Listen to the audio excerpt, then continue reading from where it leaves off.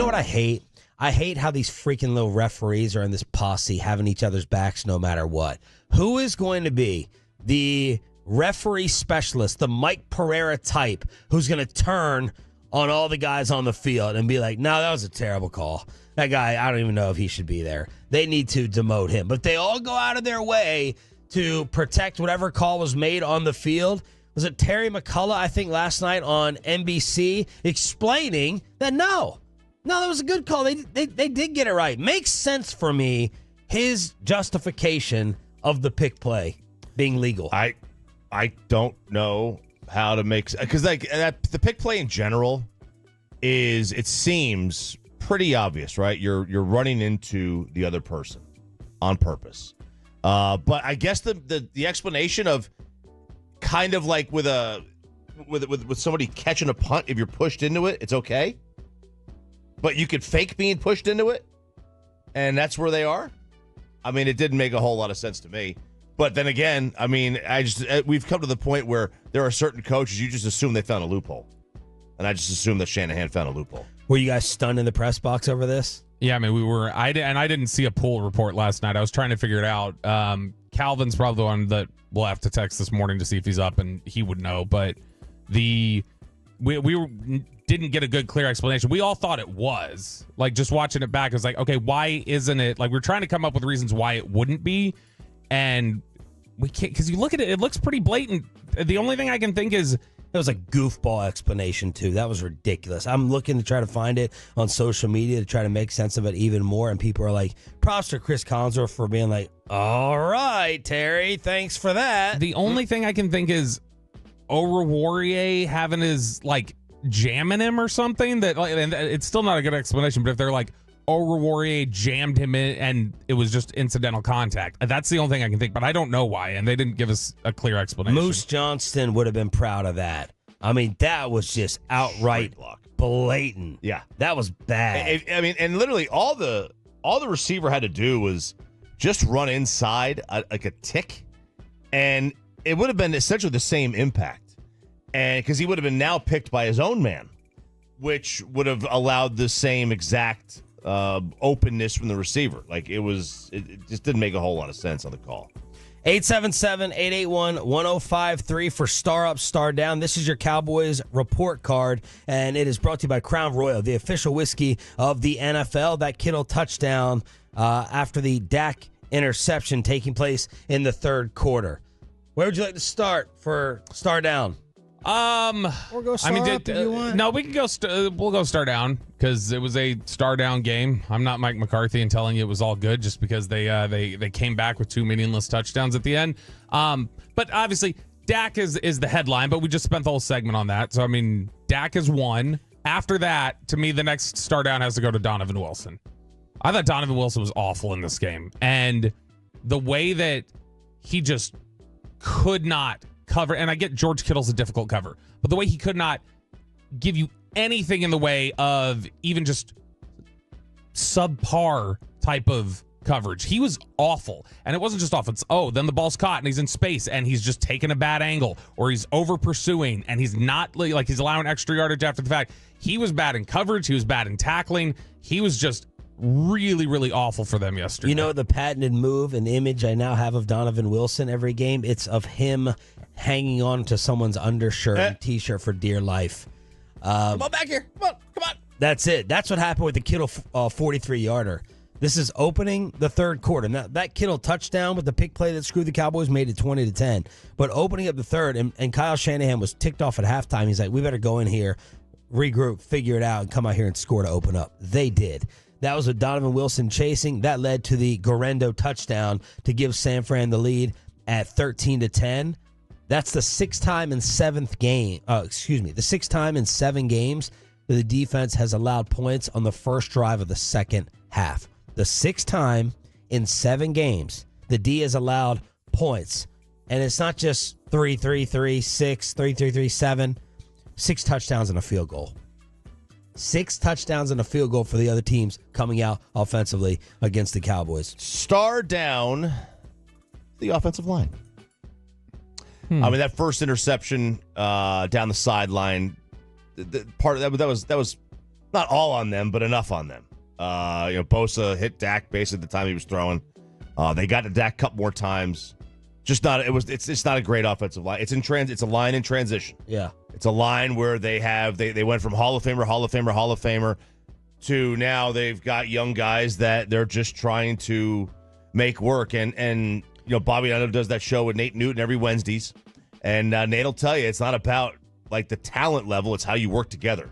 Because those guys on that offensive line in the 90s were not all first-round draft picks. And the Cowboys have a lot of first-round picks in that offensive line. They have for a while.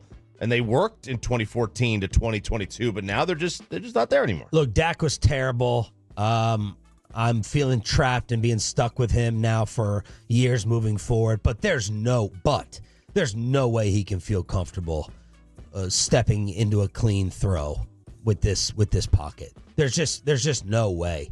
I would worry about my legs getting crumbled, my knee getting taken out with the interior pressure and the lack of a step up. And that was what he said he wanted to focus on most during the bye week. NBC was trying to isolate side by side with his footwork.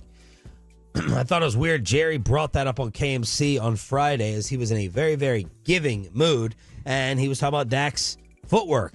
And last night they isolated that as a talking point. There's no way he can feel great about his footwork and stepping up with what happens with this offensive line and inside. So I felt like star down Terrence Steele. I thought Terrence Steele was bad yesterday.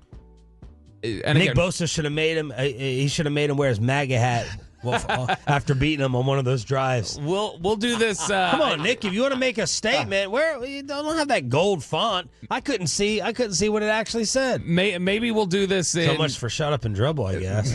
Maybe post Hut tomorrow. We'll have something on this, but and it's different watching it on TV versus like sitting there. A lot of times you don't notice narratives that are setting in because it's. I think it's easier to follow when you're watching on TV at times. I don't know. I didn't feel like Cooper Beebe or Tyler Smith or Tyler Guyton. I thought they all played pretty well. Like yesterday, I don't think we can put a lot of that on pressure. I think it was Dak played really bad.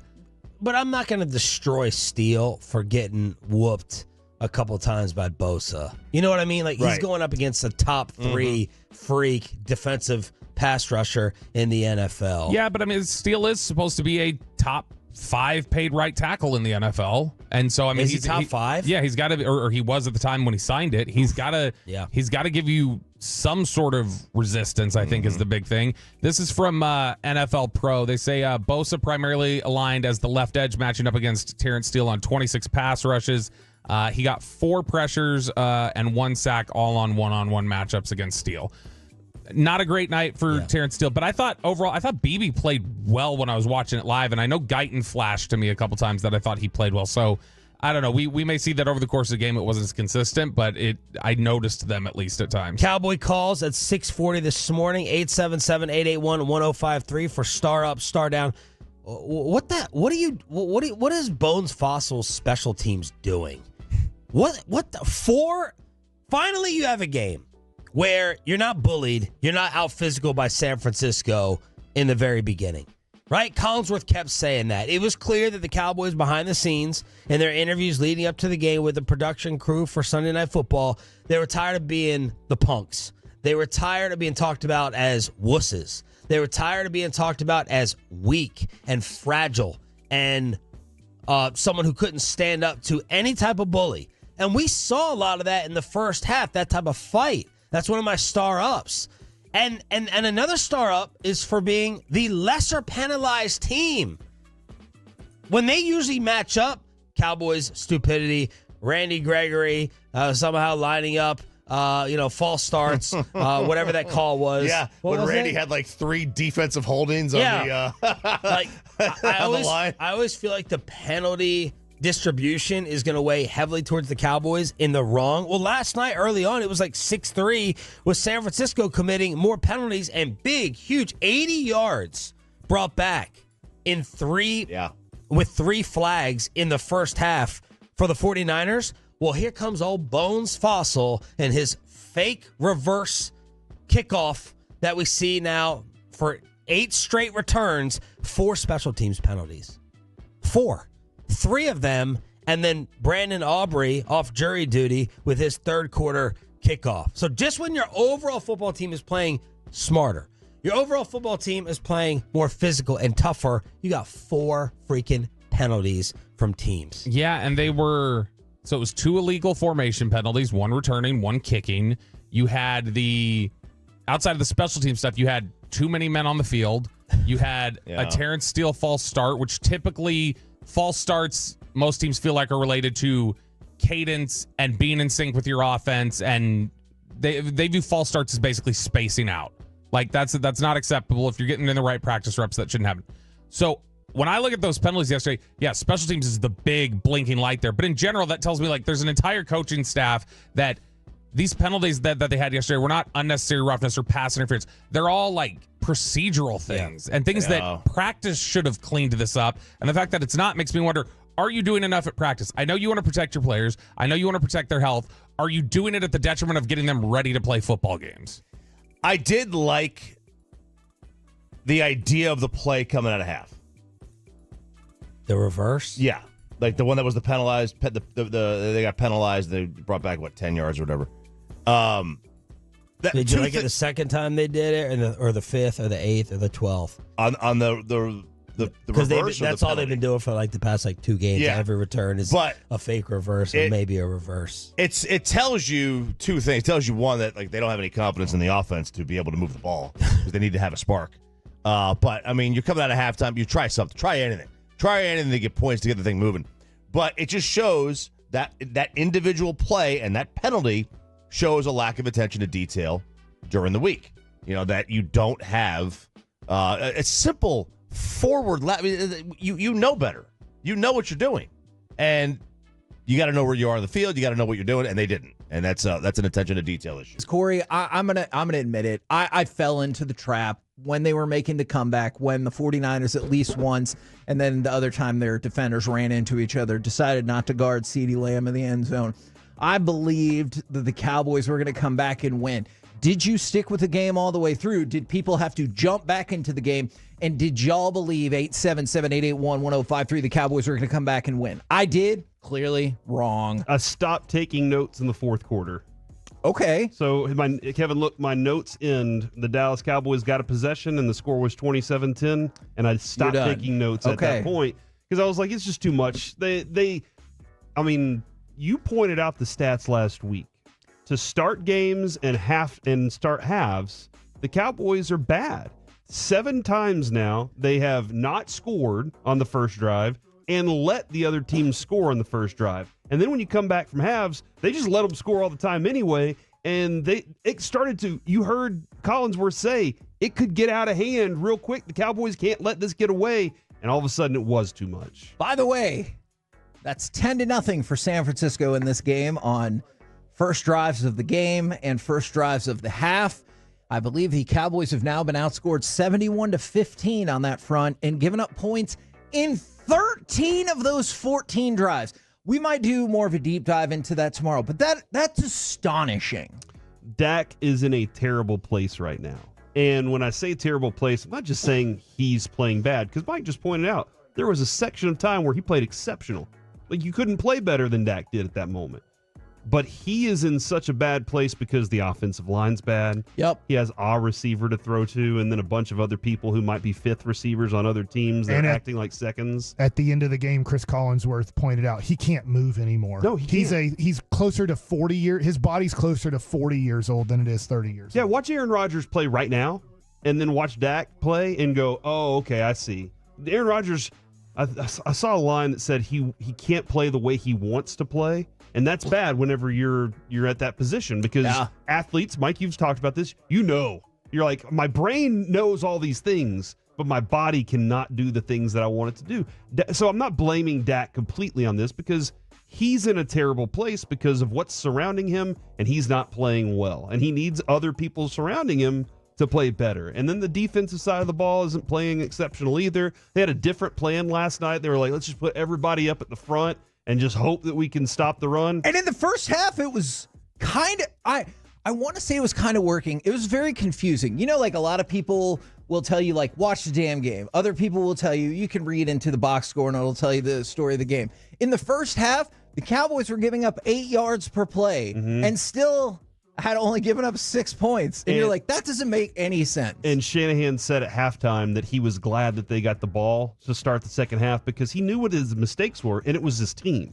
It was the guys that weren't executing the catches, the guys that weren't executing some small things here and there and some penalties that got them. They went into that locker room, and he knew exactly what to pinpoint and say, we fix this, we win this game. Yeah. And then they came out, and his game calling was even better, and his players executed even better. I thought that Mason going down was actually hugely beneficial because I think that Kittle, at that point, they were like, we got to turn to him more now. I think if Mason would have been healthy. Hugely beneficial for San Francisco. Niners. Yeah, because I think that if Mason would have stayed in the game, they would have continued to try to run the way that they were, and they weren't as successful. But then they said, you know what, we're going to turn this over to the other people, and they did, and they were very good. I watched the whole thing. I did too. And down to the last second, and I was so excited whenever that last play happened so I could go to bed. From the 682, they need to go no huddle sooner rather than from trailing. Now, look, it's the same thing with the Baltimore game. I understand what the argument's going to be. In the Baltimore game, just like last night, you got the ball back and you actually did have a chance to go and win the game. Now, how you got to that point, I think it is debatable about, like, it was just awesome, no huddle, move the ball, football versus it was a little bit of that versus we're going to win the game, so let's ease back on defense. I know some people argue against that. That's what I saw in the Ravens game. That's what I saw in the 49ers game. That helped the Cowboys at least partially make their comeback into this game. I'm with you on that. I will give the Cowboys credit, though, as much as I know everybody believes it's the coaching staff and not the players, or at least it feels like it off of social media that it's at least kind of the player. And I think that there's a part of it that's the coaching staff, but then I guess they drew up 2 awesome plays, right? Because they had 49ers running into each other. Yes, and they did. CeeDee Lamb, their best receiver, getting open by wide open. Right. And so you got 2 touchdowns off of those plays.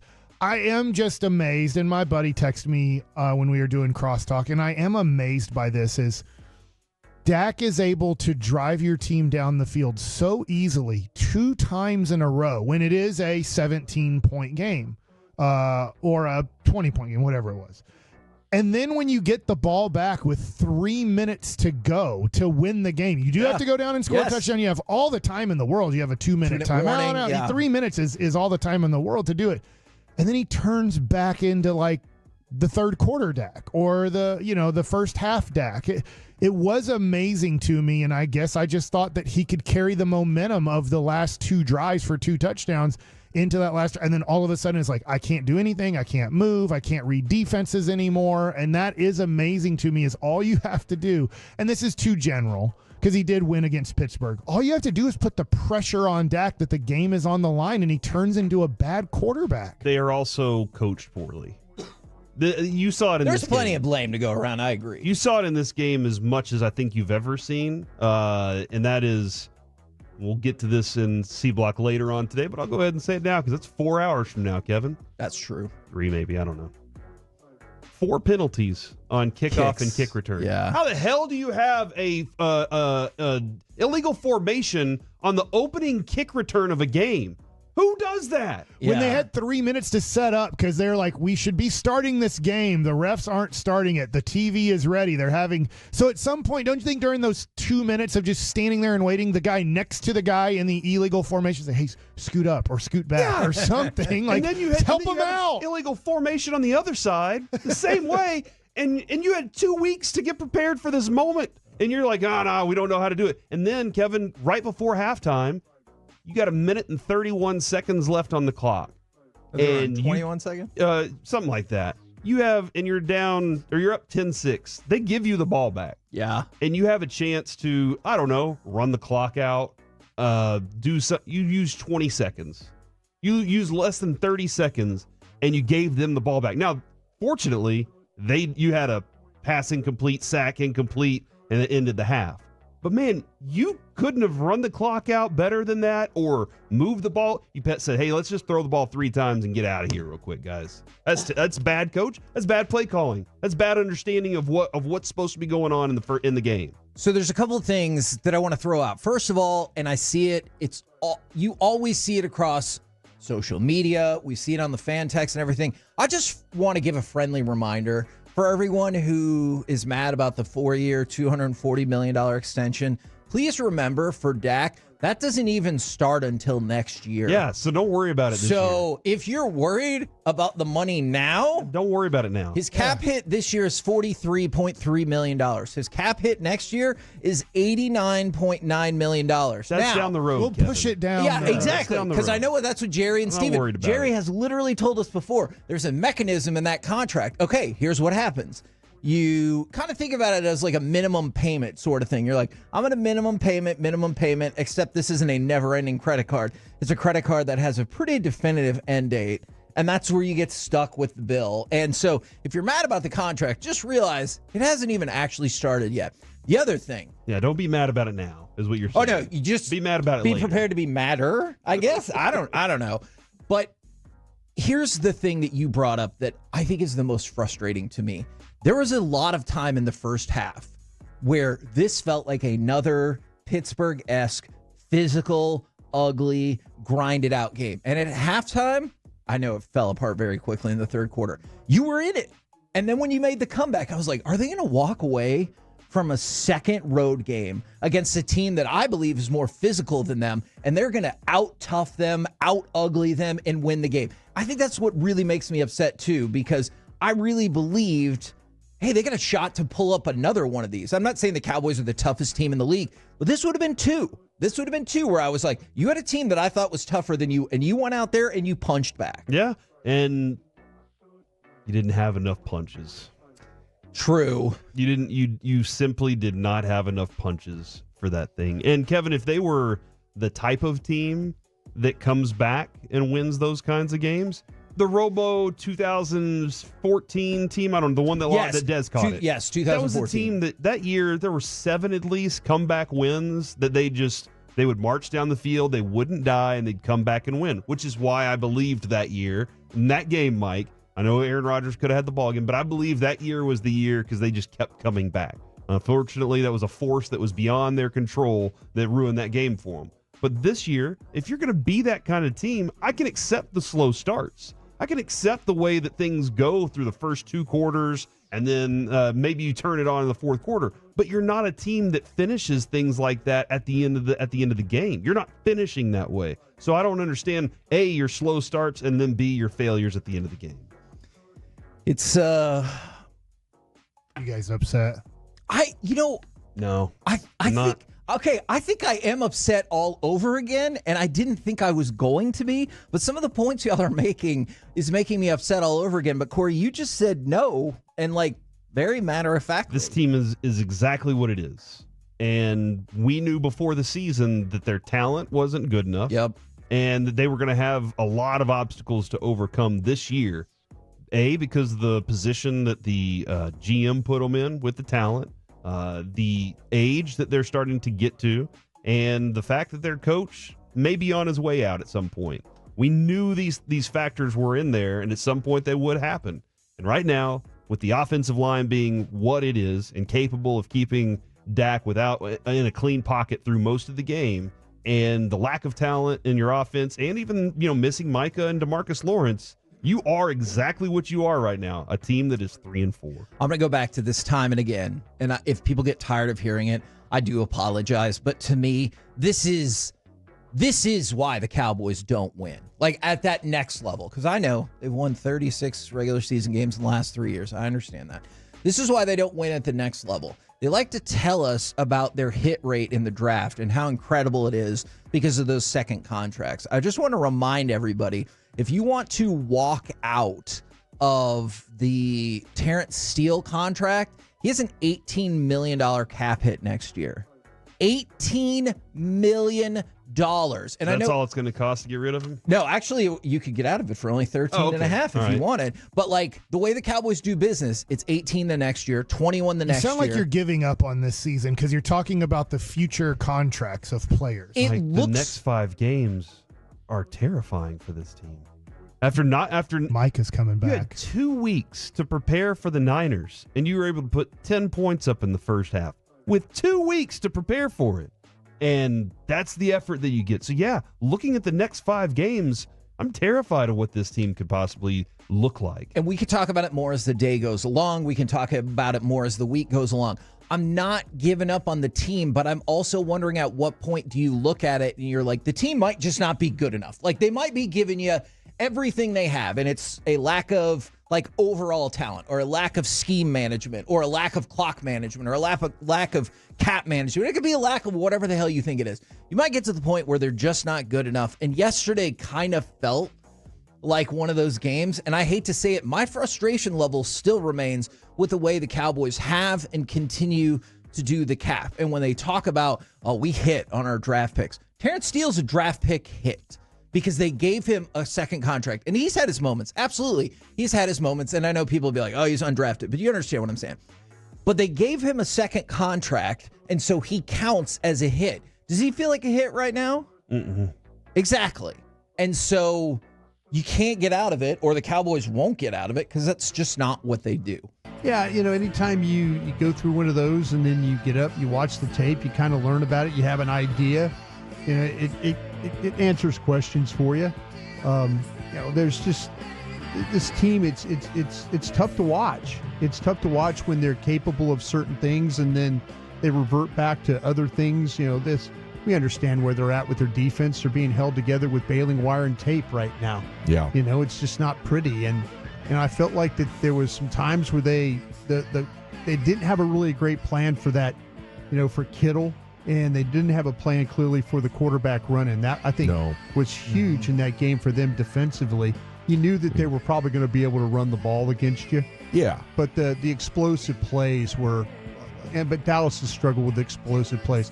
Just the offense. I think they gave up 12 last night. Yeah, It's just incredible that they did enough in the fourth quarter to actually give themselves a chance. Yeah, I mean that's the whole thing about it is you just you were so bad in the third. Yeah. Just so bad, and it puts you in a hole. And like the 49ers kind of encouraged you to stay around a little bit, with like some of the stuff that they were doing. And Shanahan, man, striking again a little third bit. and one. He puts Bell in the game. That kid hadn't played the whole night. They put him at wide receiver, and they're going to run a 3rd and 1 little try and we're smarter than you play instead of just handing the ball to Guerrero and the next thing you know that it's a first down. And you find ways to kind of keep you around in games, and Dallas just wasn't good enough to take advantage of it at the end.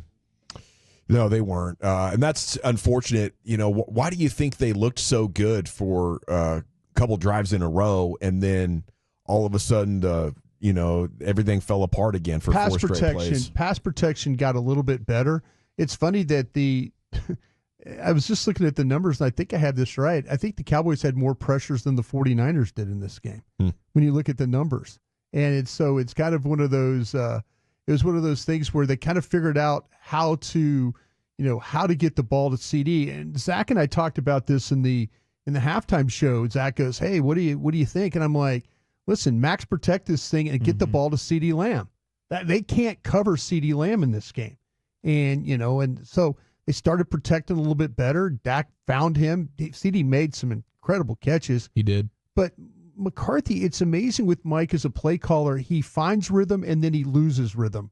Really, almost series to series. It's like he can't help himself. That he's kind of always with that big play sheet. He's searching. And, instead of kind of coming back to some things that maybe kind of helped him along the way, it's like, I'm going to try a whole nother thing here. And it's, it's hard to watch series to series. You just don't know what you're going to get out of that group. No flow, and maybe it's a penalty that all of a sudden, now it's 2nd and long, 3rd and long, and it ruins a drive, or it's okay. You have a Jake Ferguson open for a first down, and Dak sails it, and it's incomplete. I mean, the players definitely have a responsibility there, but the play caller too. I mean, you look at the Niners won the game. It goes touchdown, touchdown, touchdown in the 3rd quarter. Cowboys are like a touchdown. Here's a punt. Here's an interception. Here's a field goal. Here's a punt. Here's an interception. Or it's here's 3 and out. Here's 3 and out. Oh no, here's three and out. straight times. You know? Yeah. Like, well, and you killed my your, gosh. you killed your defense. Totally. I mean, you killed your defense. Any type of rest or anything, they never got off the field. Or here's a short field for the exactly. Niners. Yeah. Because Well- Dak's just throwing up balls that we can't understand. It's just ridiculous. I mean, when you talk about all the offensive issues right now, Kurt Warner, his tweet, he says, man, this Cowboys tape is tough to watch again. Play design, details, execution, because I can't be sure which it is. Yeah. Dak not playing well, etc. It would be so frustrating watching that as an offense, watching back that tape. Yeah. It's just like, man, when you're watching it, you're like, the design, everything is just bad. From personnel to concepts. Yeah, and it would get to it at 340 at the corner, but the thing that, the first interception, you watch the 49ers play, and you see the crossing routes and you see the movement and all, but you see routes married with other routes in order to clear space. You look at the first interception, they run what we call a smash route or pivot route down, so that you got Turpin going vertical, and then underneath you're just running a smash route. There's nothing holding the safety in the middle of the field. I mean, it's just like he sees the smash route, which is a route that's 4 or 5 yards up the field from Tolbert. He's not. There's nothing. There's no threat. There's no threat making that. And you watch the 49ers. There's a vertical route, and then here comes Kittle underneath, with chasers. With guys, and it's so you get a clear. And they, Dallas is capable of it, because when they got CD open on the goal line, it was like it was 2 inside across and then 1 under. So now you're getting guys, you got the 49ers in a bad spot because they have a communication problem over on their left side over there. Ward and the Mustafa, they have a communication problem, and now Lamb's running. But you ran stuff to clear space to get a guy back in space that you just cleared. Even on the deep wide open Lamb touchdown, and the 2 defenders run into each other because you helped your situation with a little bit of motion. Well, they switched spots is what happened. Is when they switched spots, that put the safety on Lamb, and now you're in you're having some a little bit of that collision right there. Right, but their entire offense is not predicated on that. It's just here's a random play there. It's like, oh, there was like a glimpse of a good design, but that's it. Yeah, and it's extremely. I mean, 12% snap motion last night. Wow. I felt like when they did do it, it was good. That's what the frustrating thing is. They use it like it's a trick play, instead of what gives And then, but then in the biggest moments, in the balance moments. Go win the game moments. Yeah. It's static. Here we go. Always. Straight drop back. No creativity. We'll heave one up to Turpin, who's never caught a ball down the sideline since he's been in the NFL. And we'll do that to him on 3rd and 10. Just killing you. Yeah. Yeah. I think it sometimes it's shocking. At others, like a theme of the text, it's like we know who this team is. I think last night, because of the way that it ended, it was a little bit dramatic, and then you had the blowout before that. But we've kind of known this is who they are since March, right? I mean, they took away from the depth of the team. They didn't draft well. They didn't sign anybody. We've 3-4 actually is not horrible. I'd say record wise, right? They're about to get even worse. I mean, you look at the schedule. I hope people realize it. Like, so I was out last night. I was with Walt and his guys, the Best for Business guys. We were hanging out at Playmaker 88 in the Colony Michael Irvin spot. Nice. Had a great time. I bet, dude. Salute to everybody there. They really know how to get a Cowboys watch party going properly. And Michael Irvin is just a freaking legend to watch that man in his natural environment interacting with the Cowboys fans. It was special. But, as they come back and then afterwards, I'm just like, I was shocked at how many people were stunned that this Cowboys team isn't good. How much more evidence do you need? Do you allow yourself to get convinced that they're good again in the blink of an eye? Like, I just need a couple of touchdowns and I'm back to believing. Like, the Cowboys have snapped out of it, what we've seen for 6.5 games up to this point. And now here they are, finally in week 8, halfway through the 4th quarter, snapping into being good.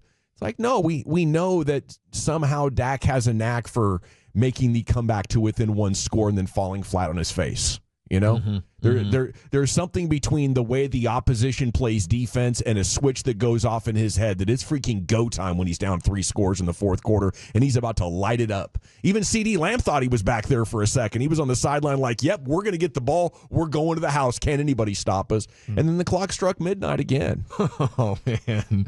Yeah, but I get it because it's the magic of sports, and because we've seen it before where it feels like there's a switch that gets flipped for any particular team on a particular, and you're like, man, that could be my team. Yeah. Okay, and then all of a sudden they do give you some of that reason to believe where it's back-to-back drives. I mean, geez, they score. They go from just like being able to do nothing, and it's just blink of an eye punt, blink of an eye punt, blink of an eye punt.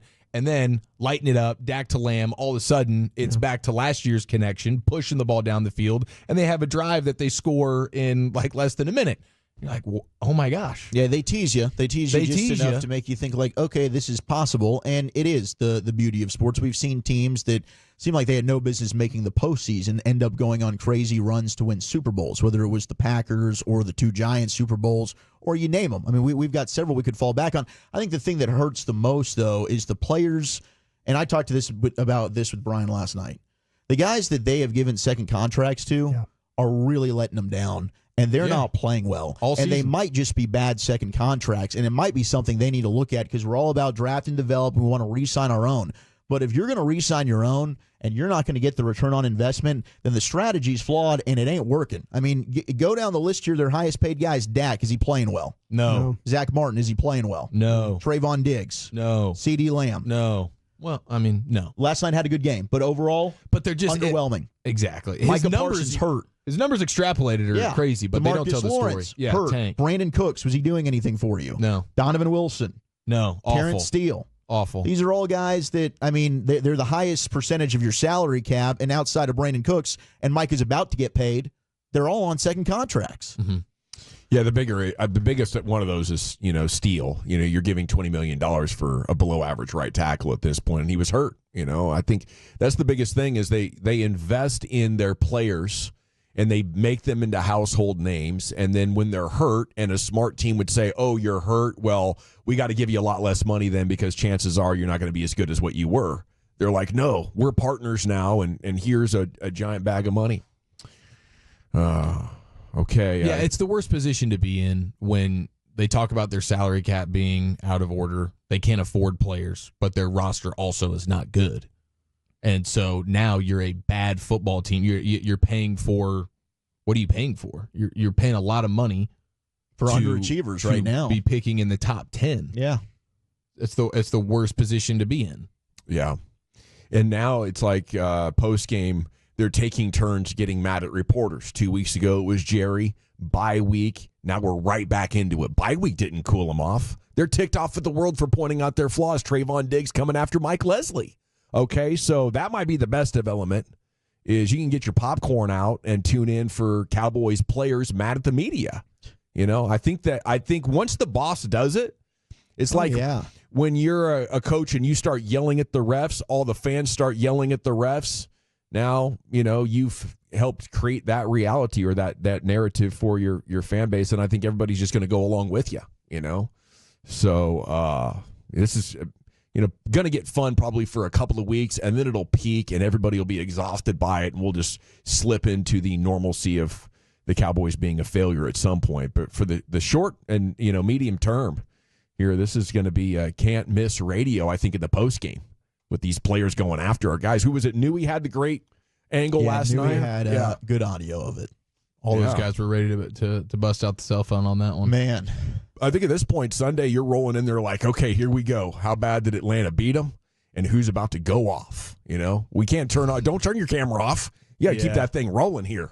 Fire for the next 90 minutes. Hey, but we don't worry about the distractions, right? We don't care about what the outside noise is. We're worried about the men in this locker room right now. We're not hearing it. We're not reading the clippings. Was it less than 60 seconds for Diggs to walk in the locker room and pick up his phone with his shoulder pads and everything still on? Probably has sweaty hands. And he's going, what are these people saying about me? Right Didn't into he have his a pretty good mentions? game? I thought he played well for He was For sticking his, his nose for in his there. standard, Yeah. it was the most He had- physical game I've ever seen him play. He had 4 run game tackles. That's just 4 Yeah. run game, and you're kind of like thinking. Well, even just taking on blocks. I was watching it thinking, okay, what's Mike Leslie doing here? And I think this is why the kid got mad. I think he got mad because like, man, this is the one game I've actually kind of stuck my Yeah, nose in. I a little totally bit. get why he's Yeah. being mad. Just the reaction of it's like, dude, why do you care? Don't care. Yeah. People are going to be saying stuff all the time. You're one of the highest paid corners in football. You play for the Dallas Cowboys. You're going to get trolled. We get trolled every day sitting here just doing radio. You can't get pulled off sides that easily. That's an overarching problem. You can't be that emotional. Mm-hmm. What was he talking about? Like, is that your takeaway? Was he talking about Donovan Wilson's failed hand? He couldn't grab the guy.